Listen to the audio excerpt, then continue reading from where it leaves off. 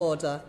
Thank you very much to Tony Walker, Dermot Stern and Sydney Nash for coming to give evidence to our Select Committee today. As you know, we're looking at the impact of the withdrawal agreement on UK business and today focusing on automotive, the automotive sector after three very helpful and useful sessions over the last couple of weeks looking at other parts of the economy. So we'll start this morning with questions with Mark Pawsey. Good morning, and thank you very much for coming along to give evidence to us. My first question really is for Sydney at the SMM Tea. We had an evidence session about a year or so ago when the SMM Tea told us that in terms of investment and development, people were sitting on their hands and waiting for more clarity. So what effect has the uncertainty, perhaps since the referendum date, had? And we're now getting closer to clarity. We've now got the withdrawal agreement. What's your view about moving forward? So what's happened in the last year or two, particularly since you last gave evidence, and how do you see the future? So I think since we last gave evidence, the trend has been very much the same. So we can continue to see investors sitting on hands. Year on year, I think we've seen investment in UK automotive drop by about 50%. That's based on the June figure. And we recently surveyed members who have given a similar indication that they've seen business loss as a result of the uncertainty. So that trend has continued since we last gave evidence. I think looking forward, obviously we now have the withdrawal agreement on the table, the political declaration. I think the focus for all of us now is making sure that we have a deal so that we can have some certainty coming March, April next year and avoiding the cliff edge. I wouldn't say that what's come back from Brussels in the last few weeks has necessarily changed the mood at this point because, of course, as we all know, we need to get through the ratification first. And the uncertainty that we've seen over recent years, and it's not all Brexit, is it? Because there's uncertainty about the future role of diesel, for example. So how would you split out the two? Which has been more significant? I think when we're looking at investment in manufacturing, I think what we hear from our members is that it's really Brexit uncertainty that's driving that unwillingness to invest, that decision to kind of take a pause and wait and see. I think in the market we're seeing slightly different forces at play. So you're right to raise issues around diesel. There's a certain amount of confusion amongst consumers as to what to do next. I think that's definitely seen a result in a shrinking in the market undoubtedly. I think when it comes to manufacturing, it's largely driven by Brexit uncertainty. We know that diesel uncertainty is affecting the consumer and sales. Has Brexit uncertainty, in your view, affected sales? I think in terms of our assessment, it's a little bit harder to say. What seems to be clear is that there is slightly diminishing consumer confidence at the moment. In part because of Brexit, there may well be other factors in play as well. Undoubtedly, buying a vehicle is a significant outlay. And I think when there's a drop in consumer confidence, it's the bigger purchase items that get hit first, and buying a car, of course, is one of those. Mr. Walker, what's Toyota's assessment of perhaps what's happened in the year or so since you gave evidence to us? I don't think so much changed. Are you talking about investment certainty or? Well, really, you spoke to us a year ago. Yeah. What's happened in the last 12 months? Well, what's happened? Well, we now have Theresa May, the Prime Minister has negotiated a deal, which is in front of us. In terms of Toyota's response to what's happening? In terms of investment, we haven't had any major investment decisions to take in the last 12 months. We made a decision sometime before that, and we're proceeding with the investment, which will start, we'll start production of a new car very shortly, which is very good news. And I think we've felt continued uncertainty and we felt continued anxiety about the basis upon which we can trade. And we've been trying to make what countermeasures we can to be competitive. So try, as we always do, to reduce costs, to improve quality, to improve productivity. It's basically been business as usual with added urgency, potentially to overcome the increased costs of it. That we put to witnesses in our other inquiries. Are there any investment decisions that have been delayed or postponed or are not taking place that might otherwise have happened? In our case, the cycle of our products meant we didn't have an investment decision come up in the last 12 months. Okay, and Mr. Stern, what's your assessment of what's happened over the last year or so? So I represent a very small company, a Tier 2 supplier with just 60 employees, but also I'm Vice Chair of the components section of the SMM Tea, so we survey mostly SMEs. And there's a range of things. Very small companies have been waiting for some clarity before taking any actions. Some others, however, have already started to build stock, for example, and invest considerably in that. You know, some of our members up to £1 million cash flow now just to keep stocks of some components in case of a no deal. Contingency arrangements Correct, for people yeah. making for the possibility of leaving with no deal. Is that Your contingency for a bad outcome, yeah. Okay. What sorts of investments have taken place? And is this in warehousing? This is in holding inventory? Yeah, holding inventory, yeah. On some occasions, the warehousing in which to hold that inventory. And so your company, for example, are you holding more stock now than you would have been a year or two ago? no, we would fall into that group of very small companies that have been waiting, seeing, and not wanting to tie up cash flow unnecessarily, hoping that we'll have a good outcome. Okay. And Mr. Nash, do you know of your members who have made contingency plans for leaving with no deal, and what have they done? So we did of our full membership, and what we see across the full membership is reflective of what Dermot said. So at least 50% have started triggering their contingency plans in advance of our departure from the European Union. I think 12.4% of those who are surveyed have relocated some elements of their business to the EU27 as a result. So we're seeing those plans going forward. An example of somebody who's relocated a part of their business to the EU? Who might have done that? How significant would it be? No, I can't give the name of a specific company because all those results were given confidentially. But certainly in terms of those who responded, we had 12.4% who have already moved part of their business to the EU27. And is that in terms of assembly or in terms of component sourcing? Tell us a little bit more about that. The survey didn't go quite into that granular level of detail as to precisely what part of the business it was, but it could certainly cover manufacturing and may well be around the elements you just suggested. So there's activity taking place in the EU right now that in the absence of a decision to leave would have been taking place in the UK? That's right. Okay. Thank you, Chair. And then Coker. Good morning, everyone. Just to sort of build on some of the things that Mark Pawsey's been asking, I just wonder each of you briefly what's your assessment of the withdrawal agreement? Is it where you'd expected us to be? Is it sort of provide you with the certainty? Perhaps, Sydney, if we start with you, if that's okay, and then just work along the line. Thank you. We've welcomed the withdrawal agreement, not least because it delivers the transition that we've been asking for as a sector, and it takes us a step away from the cliff edge and the risk of no deal.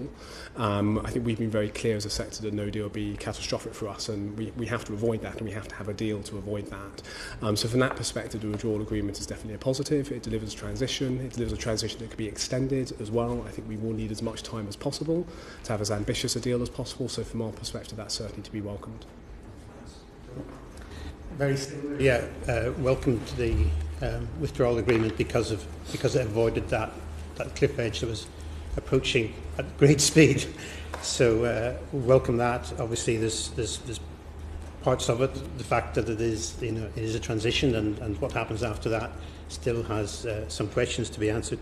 But on the whole, that was a welcome respite, shall we say, and some of the decisions we've just talked about in answer to Mark's questions, they can be potentially thought about a little bit more.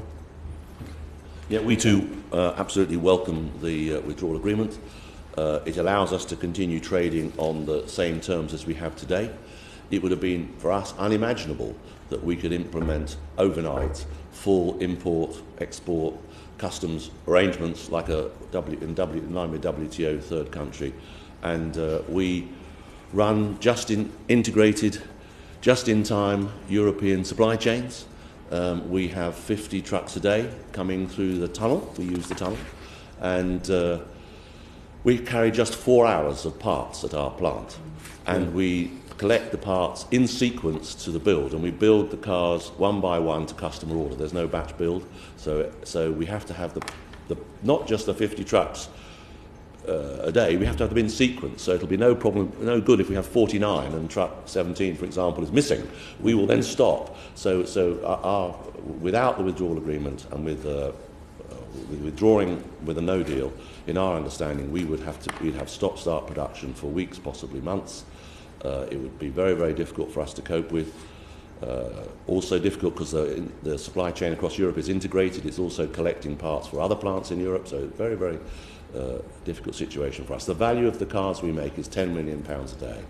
If we lose that sort of value, it's very, very challenging for us. Yeah, so I thank you for that. So, I mean, what the three of you are saying is that you almost envisage business as usual during the transition period, because isn't it, as a result of the withdrawal agreement, isn't it the case that essentially we stay, for all intents and purposes, members of the EU during we have to accept all the various arrangements, the single market regulatory framework, etc., etc.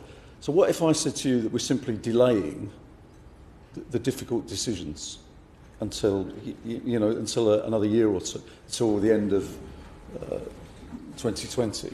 Because essentially, when the withdrawal agreement says we will stay a part of everything while we sort it out. So isn't it just delaying it? Tony, what? Well, we're practical people, and we need to solve problems one by one, and that's what we do every day.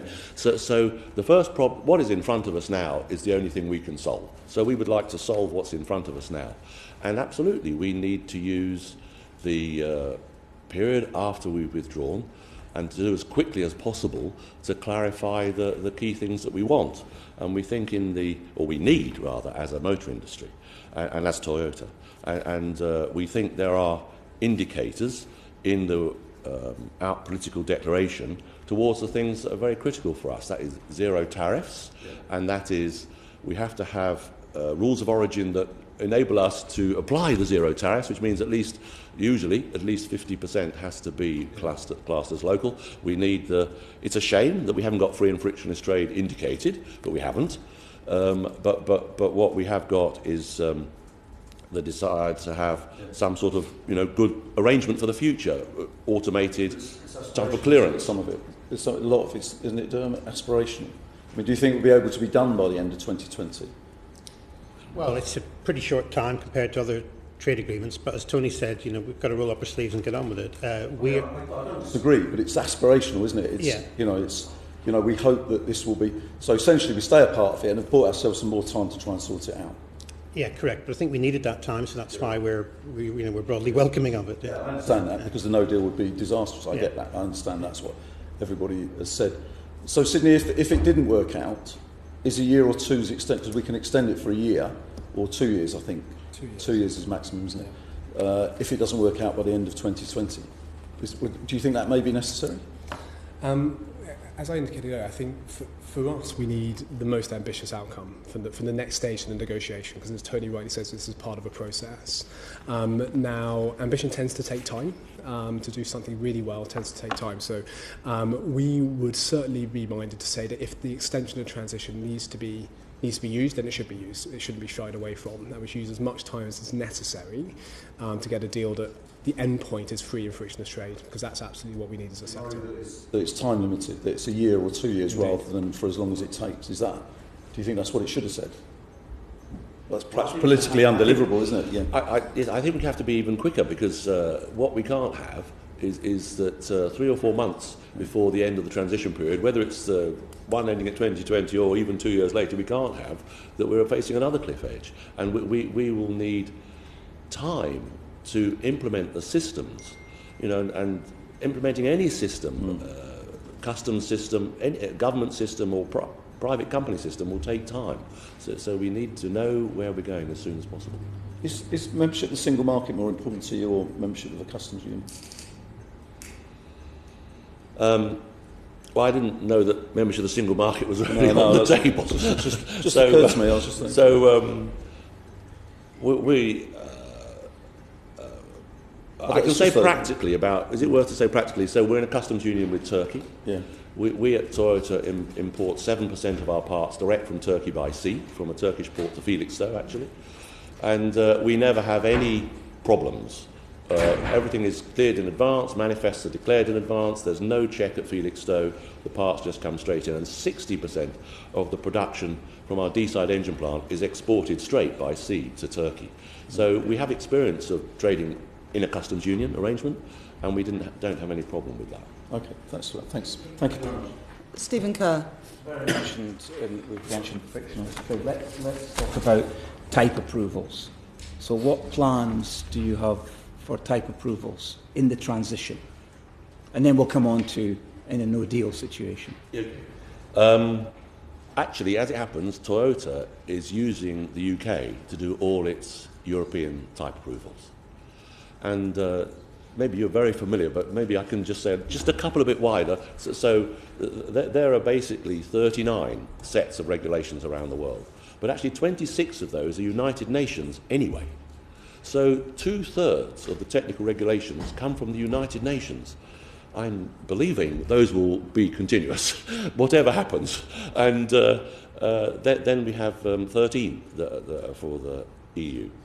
And we have discussed, particularly with the EU authorities, in our case it's Belgium, and there are 2 or 3 issues. One is those vehicles which were type approved by the UK still being saleable in Belgium. And in the event of a hard Brexit, we do have in place arrangements with the Belgian authority would take those over, including stock vehicles. There's another issue, that the vehicles that we made but didn't reach the customer yet, so that they would be taken over. We made that sort of preparation. So that's in a no-deal scenario, but during the transition, what do you plan to do? Are you going to continue to use the VCA, or are you going to make plans, early plans?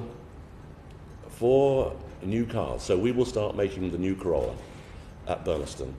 We have had that type approved in Belgium as a precautionary measure. I'm sorry about that. Right, okay, but that's a very clear answer. Does that mean in terms of jobs, Tony Walker? Probably it doesn't mean so much in terms of jobs. The number of people we have employed, it's at Myra, is about 10. And we can still, if we are authorised as a testing centre, we can still test. And most of those 10 are involved on, so it's not big, and most of them are involved on testing. If we can have that recognised by the EU, that would be okay. Do you have any certainty that you will be able to? Well, no, we don't know that, but there's no real reason why not. No. So in I think we're not quite there yet to clarify that point. Yeah. Are you in discussions with government or with? We are, yes, both in the EU countries and in the UK. Okay. And in the technical notices, basically the government's intimated that should you have an EU 27 type approval, that would be an administrative action on the part of the VCA. So yes, they should be taken over, that's right. So in our case, the Lexus brand is not type approved in the UK. As we understand, we'd still be able to import because that would be taken over, just the same as Mercedes or anything else that is type approved in the EU 27. So what more could the government do in terms of reassurances around type approvals through the transition? Well, actually, I think we have very good communication with the VCA, and we're very satisfied with that, both formally and informally. The SMM Tea has a technical committee, Sid will tell you its proper title, and we're very engaged with that. And I think that side, there's no real conflict. We're all trying practically to work it through. Is this approach that Toyota are taking, is it representative of the industry's approach? So to come to that, so just in terms of the broader position, so I think you're absolutely right, the type approval transition is a status quo situation. So yes, yeah. So we can continue to use. But Toyota are already making plans. No, indeed, and we've seen other manufacturers absolutely take similar contingency measures. So of course, the primary focus for manufacturers is making sure that they have an approval that's valid in the UK market and an approval that's valid within the remaining EU 27 as well.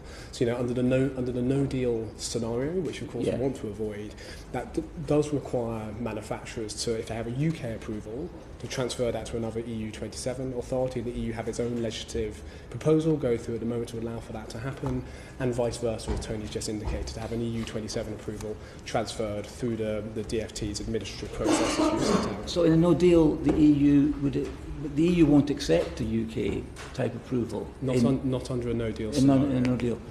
The situation as it is currently, what you're saying is that during the transition, Toyota are representative of what's going to happen. These type approvals are going to start off in the EU and be administered through the UK?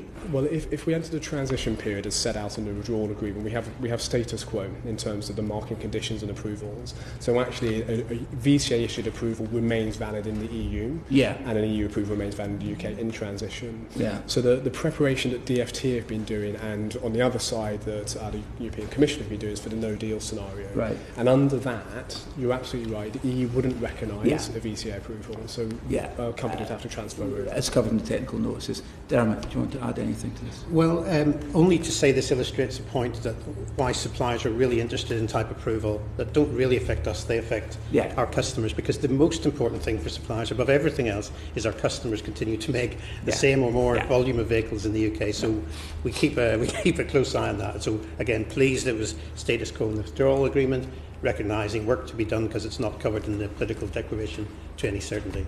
Okay, thank you. So just going following from what Dermot just said then about, your priority is that the same vehicles are made and in the same numbers, if not more. What has happened, Sydney Nash, to car production in the UK in the last, since we voted to leave the European Union? Seen a drop in production during the course of this year. I think the outlook for next year suggests there'll be a further. So what was the production as well. car production in 2016?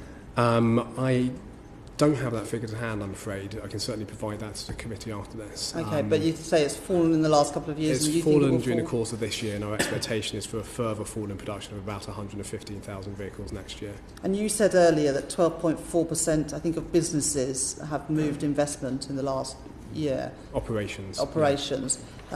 So that fall in car production, is that because of the movement in those operations, because of the Brexit vote, or are there? I think it's a bit more symbiotic. Some of it, I think, is undoubtedly about risk mitigation in the event of no deal, so moving operations to the EU27. Some of it might be the result of falling production as well, but the survey itself didn't go into quite that level of detail, but I suspect it's a combination of those factors. Okay. Thank you very much. Moving on to Albert Owen. Thank you very much, Chair. Good morning. Moving on to the political declaration, and you mentioned friction trade in earlier responses. In the absence of the commitment to frictionless trade in the declaration, do you believe that future trade arrangements with the UE will involve some additional cost or delays? Mr. Walker, you said it was a shame. So what did you mean by that? We have been very clear, and we've always asked, Toyota has asked, the motor industry has always asked for free and frictionless trade and common technical standards. And we had hoped through this, and we want to say we do appreciate how government has listened, and I think the automotive industry is often quoted as an example of what is needed for the future trade arrangements. So we do appreciate how we've been listened to, and we had hoped from those discussions we might see those words. But anyway, they're not there. But what is there is comprehensive arrangements that will create a free trade area, combining deep regulatory and customs cooperation. And there's no tariff, and for import-export, no tariff fees, charges or quantitative restrictions across all sectors with ambitious customs arrangements that obviates the need for checks. To us, it's back to being practical people. We can't imagine to have made all the steps to resolve all of that at once. For us, we have to keep working on these things that are there and but make why do you think forward. there was a change of emphasis from the Chequers agreements, which said, frictionless trade, and the Prime Minister was, I'm sure she tried to get it from the EU, I'm not putting the blame at her door, but why do you think it wasn't in the political declaration? Because it was so important. I don't actually know. No, I know you don't, but I'm asking you the question because you made the issue to us before. How important this was, how important the additional costs you've mentioned won't be there, but you can't foresee the fact that there might be no delays, and you said 4 hours delays could cost you a lot of money. Yeah. So I mean, my understanding is that this is a negotiation, and I've been involved in many negotiations, in my cases with trade unions, and we don't always end up. It's a compromise, and we don't always end up with what we want. But it doesn't give you the sides. But we end up with somewhere hopefully we can both live with. Okay, but it doesn't give you the certainty that you want going beyond that. There would be no customs stoppage in the tunnel. France might in 2 years' time have a beef with us, and all of a sudden say we're going to delay stuff coming through the tunnel. Well, I do believe it ought to be possible. So we import parts from Japan. About 10% of our parts come from Japan. About 7% come from Turkey. In both those arrangements, we, using import-export agencies, of course, we are able to declare all the goods in advance, manifest by manifest, and they're cleared electronically in advance, and we have no delay either at Southampton or at Felixstowe. The goods just come straight off the ship and they come straight up to us in Burnaston or Deeside. And so with planning, we would like, of course we don't know, but we want, that's why I'm thinking what I'm thinking. Yeah. Okay. Does that make sense? Dermot, it does. I'm clear on your view. Yeah. It is a shame, though. That's what you did say earlier on. I don't deny that. Yes, you did. Dermot, are you as reassured as Tony is with regards to the customs arrangements? And are the suppliers costing in the different scenarios that there may be delays? They're certainly analysing the costs and doing a lot of work to be prepared for that. You know, you won't be surprised to hear we would have preferred to have a more, the frictionless to be more guaranteed.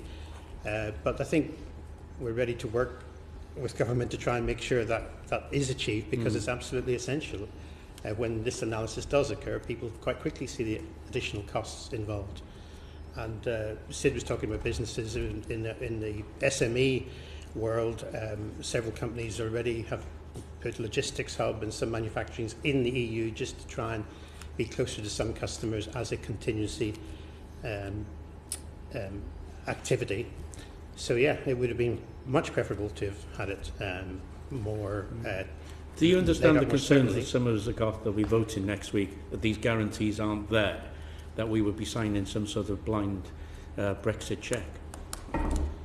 Well, I don't know if I'd use that wording, but no, that's my wording. I think you would,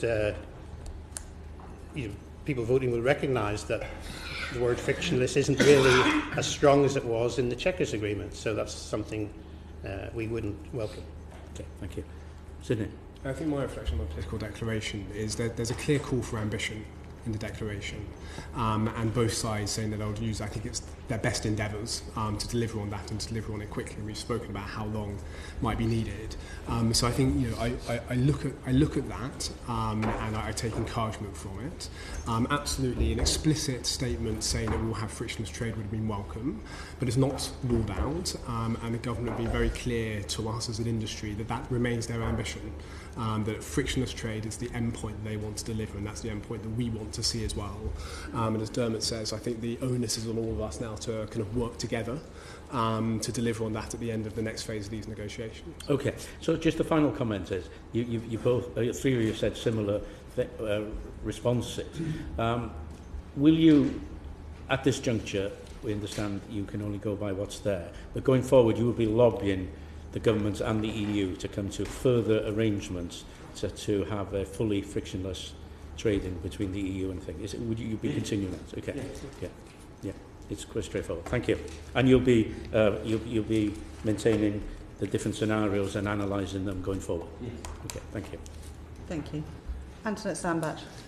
So the political declaration states that the UK will consider aligning with union rules in relevant areas. Sydney, have the government given you an assurance that the automotive sector is one of them? We've been told previously that in automotive the government sees no benefit in divergent rules between the UK and the EU. Obviously the Chequers Agreement, the white paper, called for a common rulebook on goods covering automotive as well, so I think the government's position is fairly clear in terms of what it wants to achieve. I think for us as a sector we need harmonisation, we need that regulatory alignment. I think Vernon asked a question earlier about what's more important, customs union or single market. Well, what's most important is frictionless trade, and to get that we need both the customs union side but also the regulatory alignment as well. And do you agree with that, Tony? Well, I think what I want to say is what we've got is these words here that you know well, combining deep regulated customs cooperation and regulatory approaches, transparent and efficient. And what I would say is if we go out of line with the EU in the future And if it's on it, some areas wouldn't be so expensive, but some areas would be very expensive. If we were to have different emissions regulations, the cost would be huge. And that cost would be passed on to the market, means that the UK consumer would pay for the R&D cost of those additional or more stringent regulations. Of course, if they were more slack, it would be different, but that's hardly the direction I think anybody would want to go on emissions. So we need to be clear that being different would result in increased cost to the British consumer. And we have that situation already. We have markets in the world which have special regulations. With the R&D we have to do for that, we pass on to the market, and that gets passed on to the consumer in those markets. Those costs get passed on to the consumer in those markets. It's the only way we can do things. So, regardless of what is discussed or agreed with the future relationship, the reality is that provided we don't diverge from European rules expressly, you're likely to manufacture to European standards regardless of what decisions are made here. Well, we're manufactured to be saleable in every country, and we would not want to give up selling cars in the UK. Far from it. We would rather sell more. And what I was saying is that if there were specific technical requirements for the UK market, that would result, and they were on significant items. If it's just a small shape of body, to change a body shape to do with crash or something, I don't think it's very expensive. But if it was an item that's expensive, it could result in significant cost up for the British consumer. So, are there concerns that the panel have about it becoming rule takers, as we've heard people described, or us described in the media? I think it's a very political expression. so I don't think we would use that expression.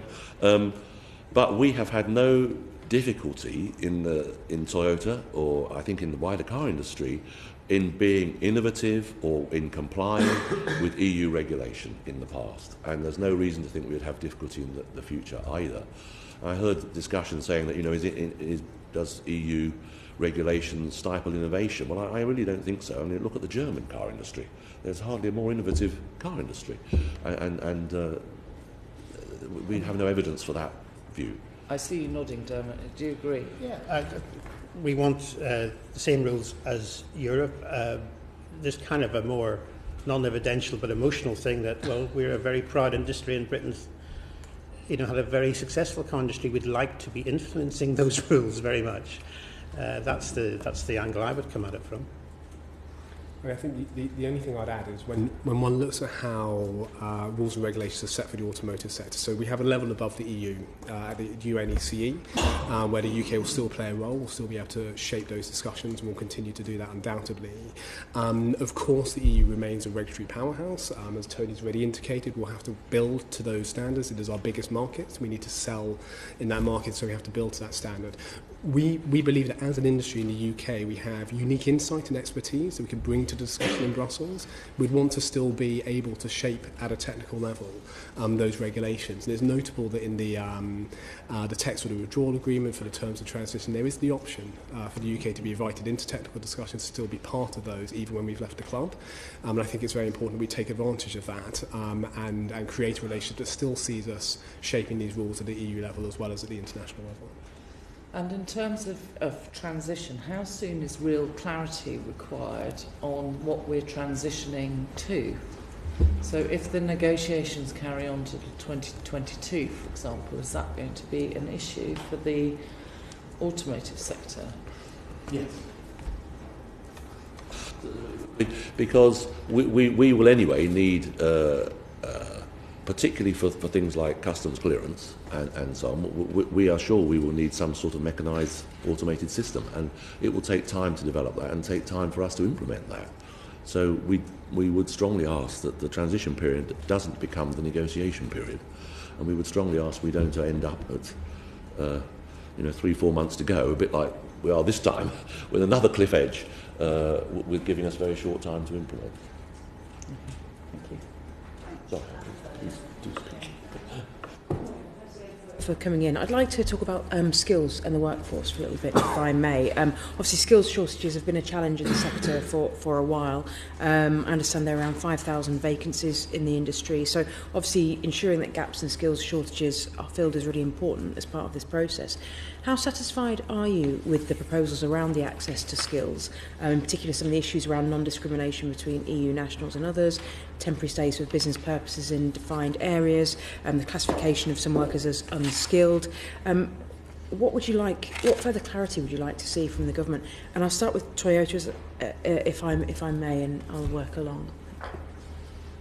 Well, first of all, to say in our plants, our issues related to skills aren't in any way particularly related to the EU, because I think you're talking about immigration and EU, Central European and Southern European people coming to the UK.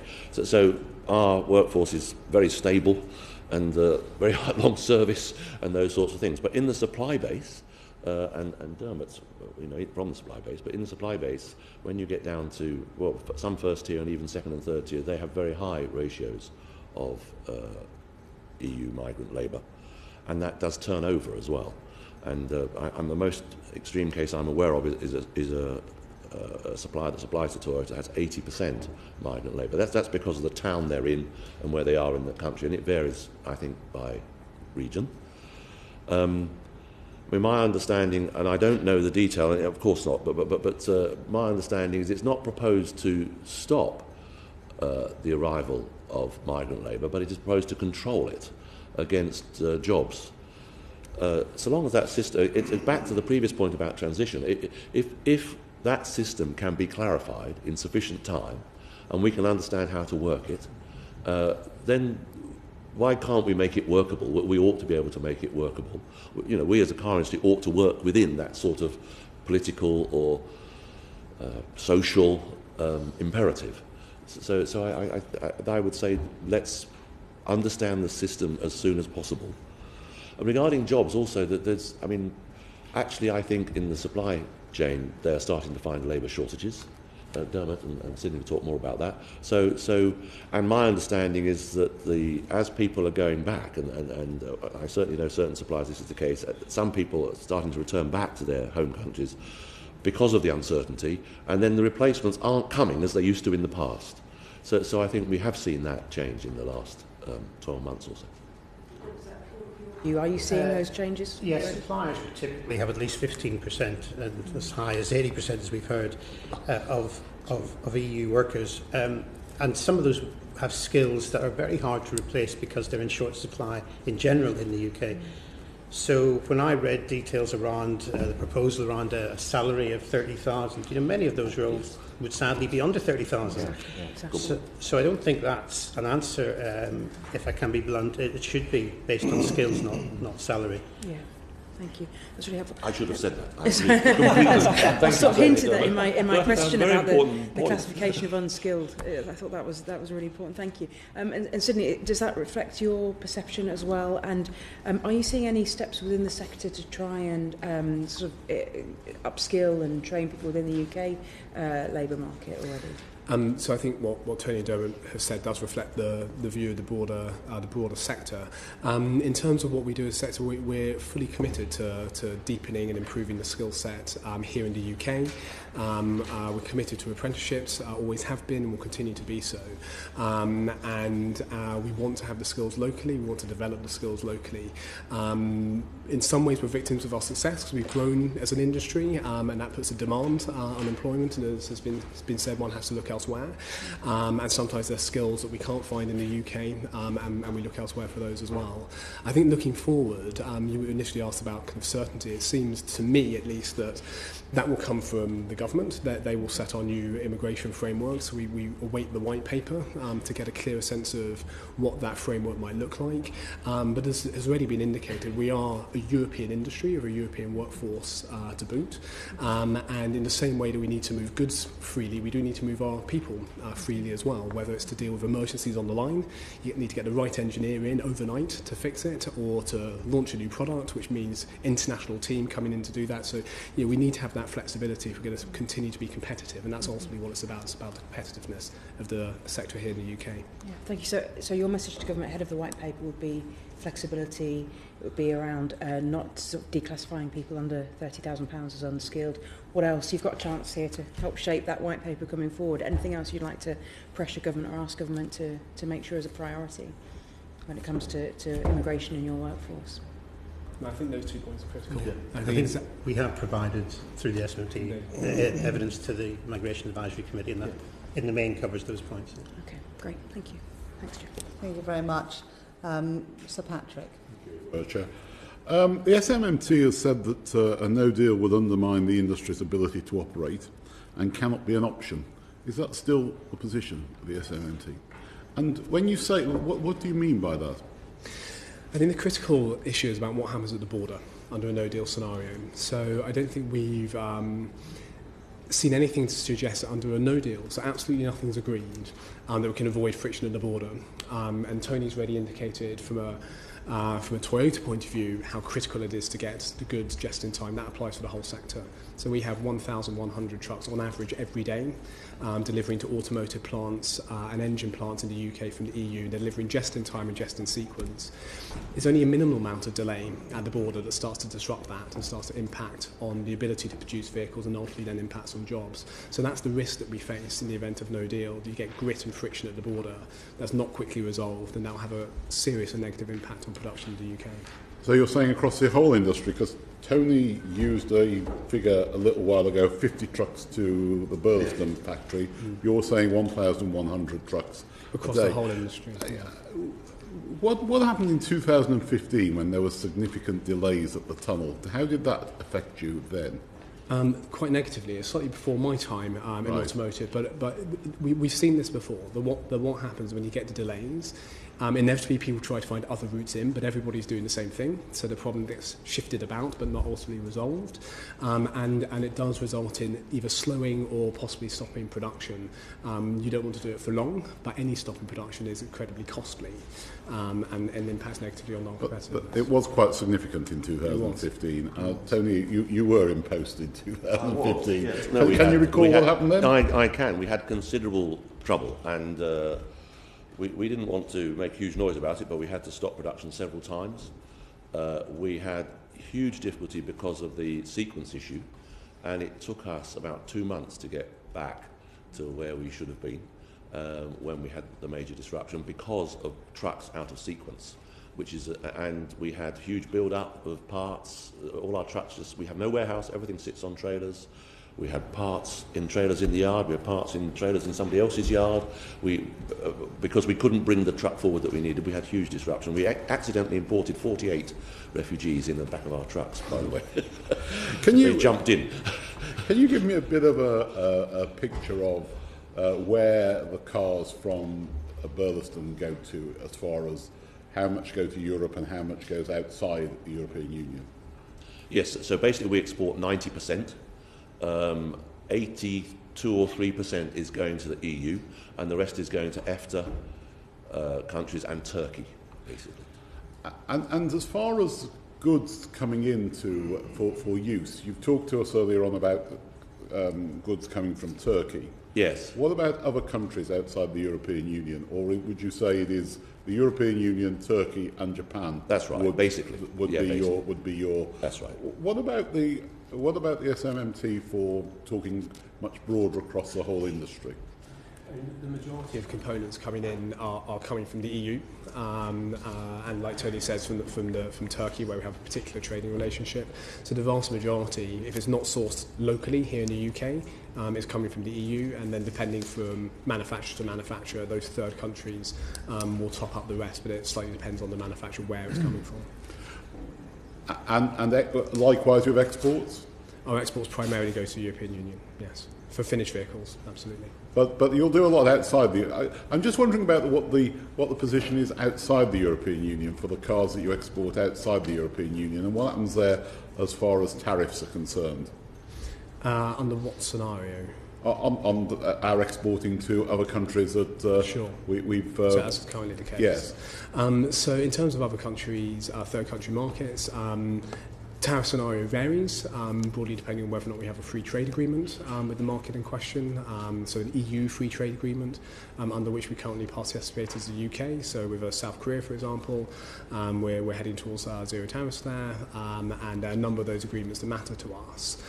So it largely depends on what's already in place at the moment. So our export market is 54% of what we export goes to the European Union. It's by far our biggest market. The second biggest is the United States, which is about 15%. So I think that gives an indication of how important the EU market is for us. Okay. You said earlier on, according to a survey that you'd conducted, that I think, correct me if I've got this wrong, but you thought that we'd lost investment to the region of about 12.5% to other European countries. 12.4% of respondents said they'd relocated operations already to other European countries. But you weren't able to give us details of the companies that have done this. I mean, presumably we had ought to be able to find that out quite easily, because these would be public companies making public announcements as to why they've done that. Not all of them, I think, because some will be in the supply chain. I don't think they'd all necessarily be publicly listed companies. I would say most of the SME supply chain companies would not be publicly listed. Because some people would sort of argue that it's companies sort of crying wolf too easily, and actually the bigger reason for the trouble that the motor industry has got at the moment was because of the VW diesel sort of scandal, and that has been what has done more damage to the motor market than any of the uncertainty around Brexit. Would you say that was completely wrong? I'd say that's absolutely unfair. Well, whether it's fair or not, I'm not asking whether it's fair. I'd say that it was wrong. I'd say that it was wrong as well. And I think, as I indicated earlier, there are multiple forces at play. I think when we look at the impact on manufacturing and the investment, I think that is primarily down to Brexit uncertainty. That's absolutely what we've heard from our members. I think that's been clear since the referendum continues. I think in the market there's a different mix of forces at play. It's not just about Brexit. There's a question about consumer confidence. I think it's for others to answer whether that's Brexit related or not, but it does have an impact on automotive. But there is a question around diesel as well, and we've undoubtedly seen consumers being confused as to what their next choice would be, and the market has suffered as a result. So I wouldn't say that's not a factor, but I think on the manufacturing side and the investment side, it's primarily about Brexit. What are we seeing in the rest of Europe? I mean, we're seeing in the rest of Europe the sort of a downturn as far as the demand in the market is concerned. That's not really based on Brexit. That's based on, I would suggest, the uncertainty over diesel. Like I say, the diesel is absolutely playing an issue, and we've seen it here and we've seen it in Europe as well. So I wouldn't suggest that the contraction of the market in the UK is solely down to Brexit. So in terms of the consumer choices that are being made, I think that's a different issue. And like you say, there isn't a Brexit uncertainty in continental Europe, so that's not affecting the consumer choices. But I think when it comes to investment, that's where I think we're seeing the Brexit uncertainty have a genuine impact. And that's having an impact here in the UK that isn't felt in continental Europe. Okay. Just turning more to the future and sort of once we get through this transitional deal, what do you... A lot of people think that we could sort of have a no deal and we could just move to all trade terms and that would be fine, take a couple of months to reassert ourselves and establish ourselves. Would you say that was completely wrong? I strongly disagree with that. Tell us what you think that scenario would lead to, if that was to be followed. I think if we had a no-deal scenario, I'd anticipate it probably comes late in the process because people try their best to get a deal and then it doesn't happen. I think for us as an industry it would most likely be catastrophic. I've already spoken about the impact on the border, but in terms of tariffs, from a WTO perspective, it's a 10% tariff on a finished vehicle. We've calculated that would cost, increase the cost of imports and exports for the UK by somewhere in the region of £4.5 billion. And what we haven't calculated, because it's frankly too difficult, is how that cost would look once you calculate the cost of a tariff on components. So the average passenger vehicle has around 40,000 components in it. WTO tariffs on components between 2.5 and 4.5%. So you can see how that cost grows very, very quickly. That is not a cost that can be easily absorbed by the industry, and it's not a cost that could easily allow us to remain competitive.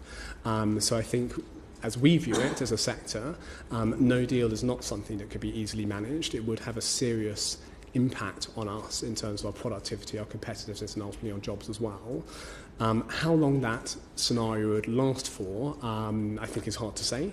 I think our fear would be that it wouldn't be something that lasts for just a week or 2 weeks and everybody goes back to the negotiating table to solve the problem, that it could actually last for a very long time.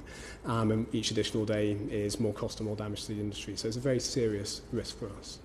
And what do you think the impact would be on jobs overall in the UK and the attractiveness of the UK to invest in? So obviously I can't put a figure on it, but I think we've already had announcements in the past couple of weeks of automotive plants and the supply chain being closed and costing jobs. I think in reality, if we ended up in a no-deal situation where UK automotive has to deal with a tariff, has to deal with friction at the border, has to deal with restrictions in terms of the skills it can bring in to operate effectively, it becomes harder to make the case that the UK is the best place to invest. And that would ultimately have an impact on jobs. So this is why we're so clear that we have to avoid the no-deal scenario. We have to have a deal, enter into that transition, which will be status quo in terms of market conditions. That's why that's so critical for us in the sector. The supply base has done quite a lot of modelling of this, and with tariffs and with the weak sterling, which affects the cost of raw material coming in, profitability in many cases is wiped out completely. So that, it would be really catastrophic. Putting a number on the jobs that would be lost, I can't do that, but it would have a really significant effect. And that's just at the technical level of trying to make a profit out of making some parts and maintaining employment in those factories. Of probably even more significance would be for our customers, the long-term effect of building vehicles in this country. And that's not something you'd probably feel on day one after no deal, but a few years later when the next model could have been made in the UK but isn't, is when you'd. So there's two aspects for us. There's the really catastrophic effect on the business itself, and then what it might mean to our customers. It's 30 years since Toyota sort of announced they were coming to Derby and sort of set up, and I've certainly seen from my own constituency the tremendous impact the company has had overall in the area. But we've also seen a lot of other companies coming to supply Toyota, setting up in and around the area. Is there any sort of movement on trying to improve the amount of components which are domestically supplied, and what do you see as the option of that? That was certainly something which was very much in the early mission statement of Toyota, to try and build up companies in and around the area and to add jobs that way. Can you tell us a bit more about how that's going at the moment? Yes, sure. Well, basically our stance is open and fair competition, and we don't favour any one country where we have plants over any other country when we have plants. And we have plants in France and Turkey and the Czech Republic and Russia, and Portugal. I maybe missed something out. Czech and Poland. And so we operate open, free and fair, competitive approach. In terms of where things are going, those parts that are bulky or difficult to ship, we've always tended to have near the plant, wherever it is. Those parts which are common parts, we're not a low-cost country in the UK, so we have to be very, very good at productivity. We have to be very, very slick in all our logistics, back to a previous point, and the price difference, roughly, the piece price difference, roughly, between the UK and Turkey or southeastern Europe is between 20 and 25%. And the logistics cost from those areas is about 5%. So this is just business reality. And the issue is, and there's a whole load of stuff, and we appreciate what BEIS is doing, and NMCL and Industry Forum. The issue is we just have to have better productivity in the UK than in those countries to overcome the labour cost issue. So I can't say to you that we want to be British or that we want to be French or we want to be Turkish in our supply base. And for common components, we really, there are many components in the car which is the same in all cars. and put simply, if it's a question between making the common component in Turkey and supplying the Turkish plant from Turkey or supplying the British plant from Turkey, or if it's making the part in the UK and supplying the Turkish plant from the UK, we have quite a lot of economic challenges. So what overall would you... Honestly. What I'm not sure it's the right thing to say, but... Sorry. Yeah. What overall would you say the British content of a vehicle coming out of Burleston is? Well, that's a very complicated question, and may I just have a few moments to give a little answer. So first of all, by pickup location, the parts content is 43%. And this is often quoted, but if behind that there is, if we're talking rules of origin, many of the parts which are inside that final assembly operation are coming from outside the UK. So in terms of rules of origin logic, it's below 20%. And then, this is a very commercially confidential figure, but roughly speaking, the cost of running the plant in terms of cost of the final car is 10 to 12%. So that's UK content. And then the way it works is under EU rules, or hopefully under the future, anyway, the margin is retained in the plants as well. And that's a very commercially confidential thing to tell you, but it's not so huge.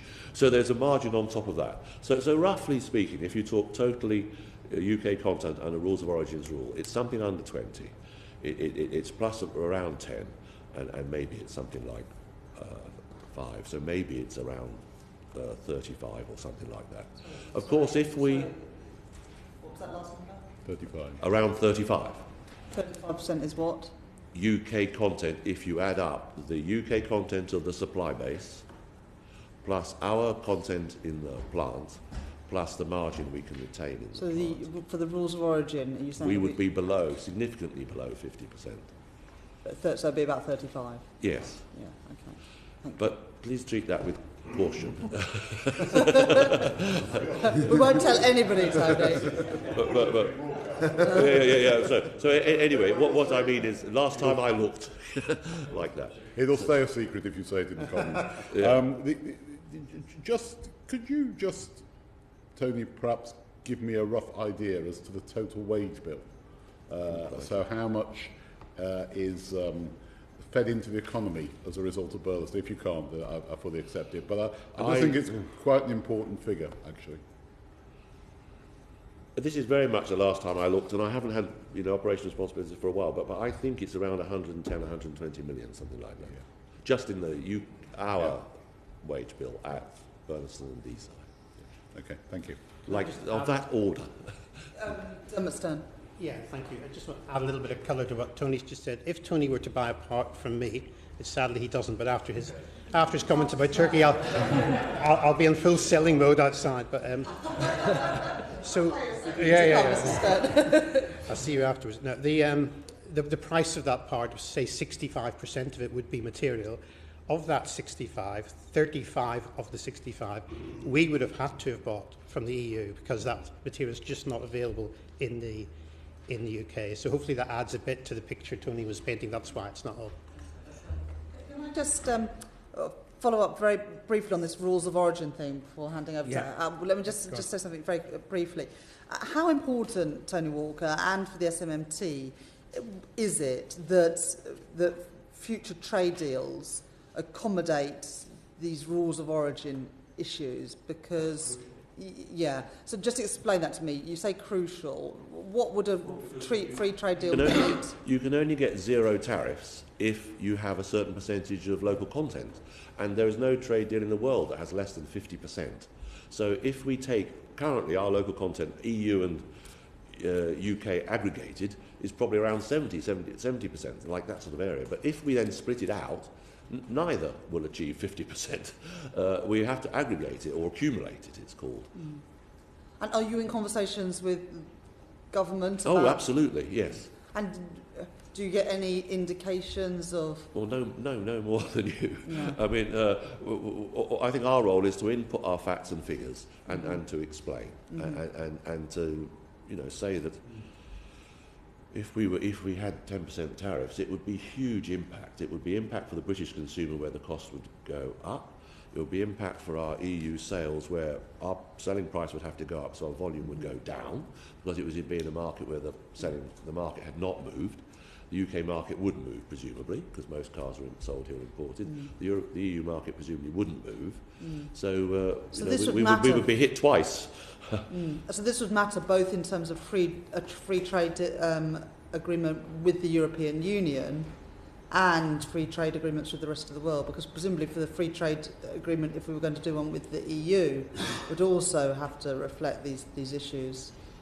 Yes, so exactly. So any called free trade area or something, isn't it? But anyway, that would need to, and I took it that the direction was obviating the need for checks on rules of origin. Took it that anyway, that must mean that because we don't have to check rules of origin, we would take it all as one origin. Otherwise, we'd have to check it. Yeah. So that must be the target. That's how I read it. Yeah. Okay. Thank you. Sydney Nash, did you want to add anything?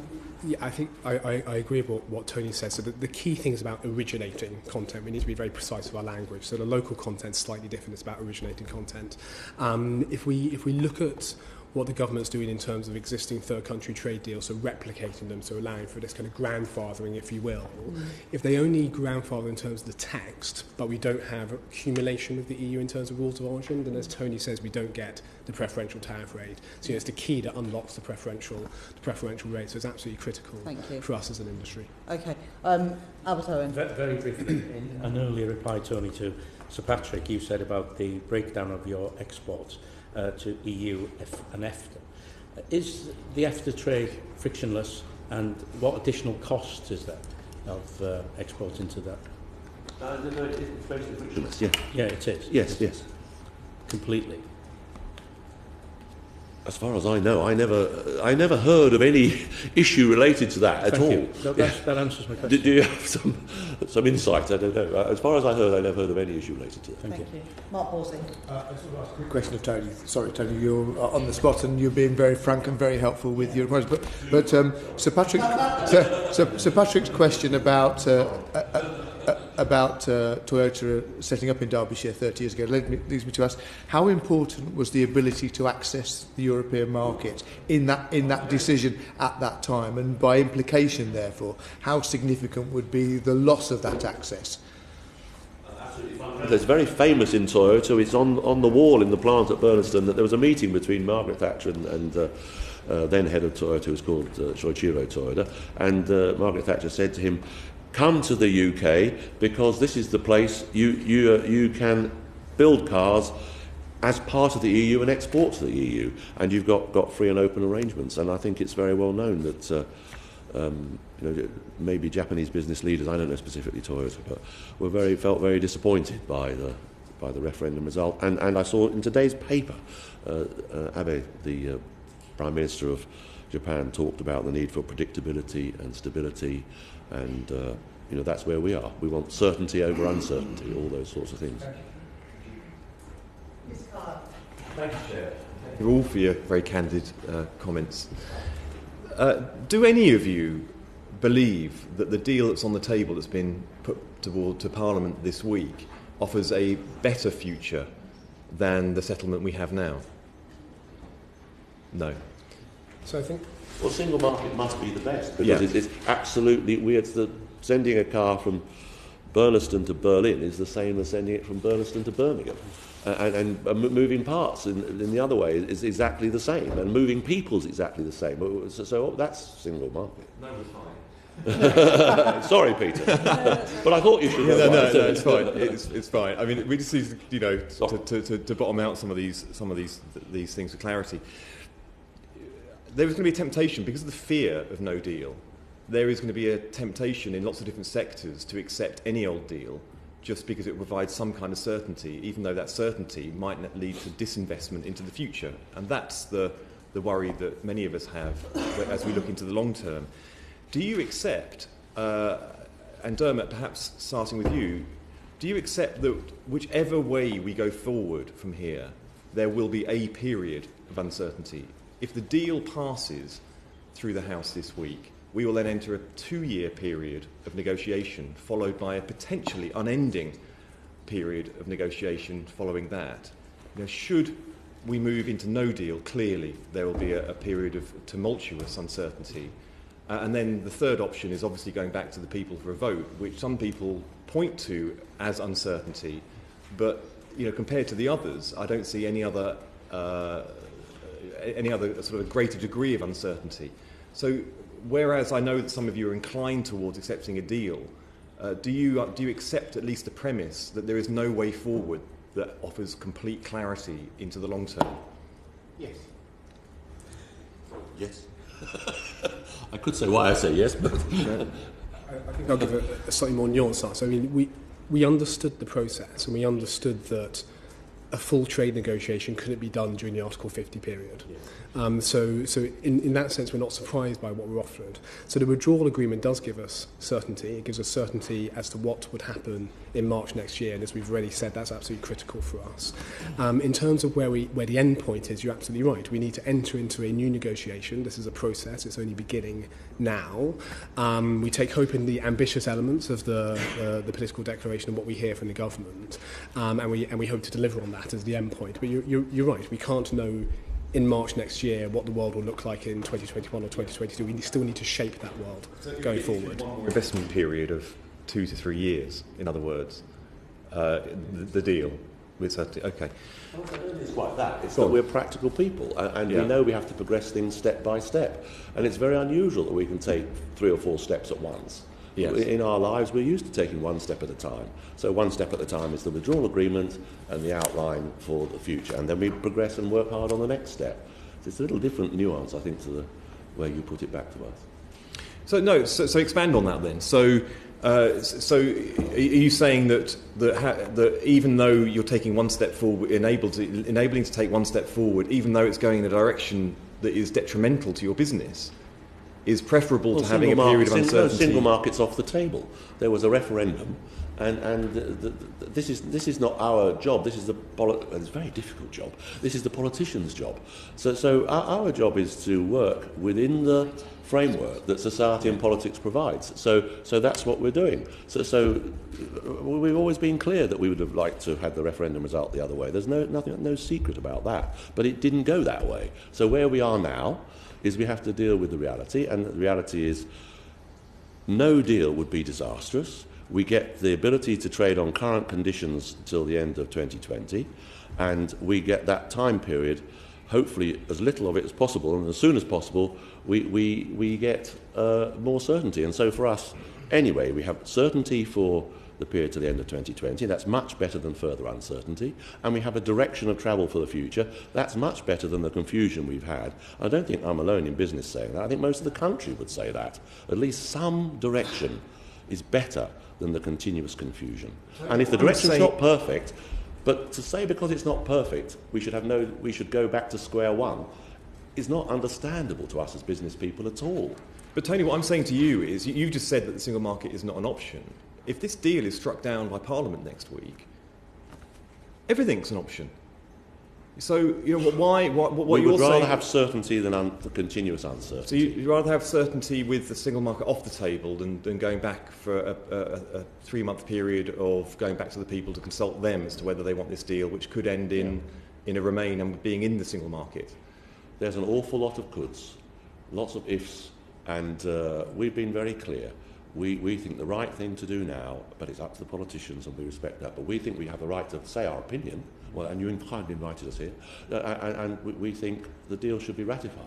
When I hear you say that, as a politician, and you've been remarkably candid for the time I've been here this morning, it's been very much appreciated, so let me be candid with you.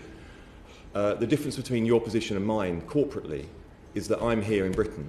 Your business can go at any point. But we have no desire to do that. If Britain becomes exactly, but if Britain becomes an undesirable place or a difficult place to trade, and other countries within the EU become more desirable, you can leave. And I'm fighting for the long-term future of our economy, where we will be the best economy with the most stable economy and the one with the most access to our biggest market. So the difference between you and I is that my proposition as a politician is not transportable. Yours as a business is, particularly as a foreign-owned business.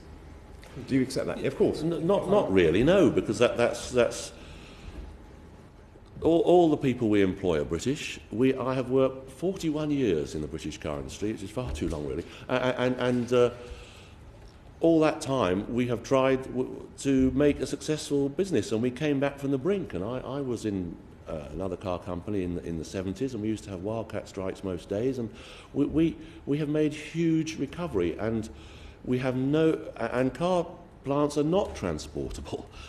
You just close one and it becomes a supermarket or something, and then you have to build a new one from scratch. It's a huge investment cost. Nobody is thinking that's a good idea. I mean, we're not making trainers or footballs or something. So you know, we're not movable like that, as you suggest, easily movable. No, I don't agree. It is, because we saw it in the 70s. Sydney. Yeah, but we stopped the issues in the 70s. Sydney. What I was going to say, the objectives you set out in terms of it's about the UK, it's about UK PLC, business, jobs, growth here in the UK, we absolutely share that. That's what we're in the market for. We want it done here in the UK. We want the manufacturing here, the R&D here, the jobs here. That's absolutely what we're about. And that's why we've been so very clear in terms of the ambitious outcome we want from the negotiation. Now, Tony said that single market is off the table. I think sometimes we need to be careful with simple terms like that. That's been ruled out by the Prime Minister, but what one has to look at is what single market delivers. We spoke about regulatory harmonisation earlier. Now, that hasn't been ruled out. Aligning those rules, having regulatory harmonisation hasn't been ruled out. Having a common approach around customs hasn't been ruled out. This is what we now need to aim for. So when I read ambition in the political declaration, that's how I interpret it. Our ambition is frictionless trade, and that's what we need to be working to now. Now, do we have that guaranteed here today? Of course, no. Would we have it guaranteed in July next year? No, we have to negotiate this. But I think the end point that we want is the same as yours.